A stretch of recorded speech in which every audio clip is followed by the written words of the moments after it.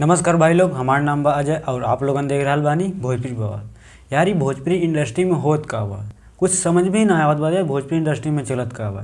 कभी यार पवन सिंह अरविंद अकेला के गाली देत हमें, कभी यार वो अपने साली के नाजायज साली बोलत हमें। अब तो यार एकदम हद हो गई कि पावर स्टार पवन सिंह के ना तो पोस्टर आयल ना ही टीजर आयल, डायरेक्ट यार गाना आ गई। पावर स्टार पवन सिंह के ऑफिशियल चैनल पे एगो यार गाना आयल है लोई की टोई। हमरा वो समझ में ना आवत बा यार, ये गाना का ना तो टीजर आयल ना ही पोस्टर आयल, डायरेक्ट गाना आ गई। अब बताओ मैं लोग ये भोजपुरी इंडस्ट्री में होत का बा।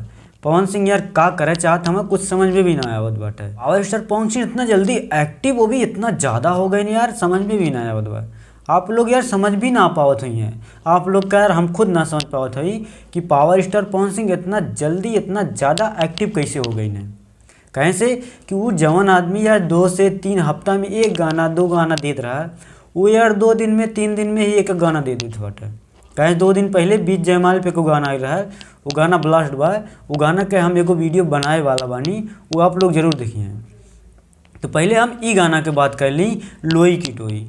आटा के लोई की टोई गाना का पूरा उठुआ बाटे, लेकिन गाना का टाइटल बा लोई की टोई। लोई की टोई के गाना गावे वाला हमें पवन सिंह, यानी कि ई गाना के सिंगर पवन सिंह हमें, लेकिन उम्मा आवाज़ प्रियांशु सिंह के बाटे। एम्मा पावर स्टार पवन सिंह के आवाज़ ना बा, यानी कि ई गाना खाली अभी म्यूजिक आयल बा, वीडियो एकर बाकी बा।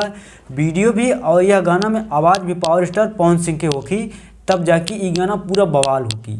ई गाना 2 से 3 दिन बाद आई। ये तो यार खाली एक टेलर अप्लाई कर रहा, कहें से कि जानबे करानी खेसारी लाल के फैन लोग कितना ज़्यादा।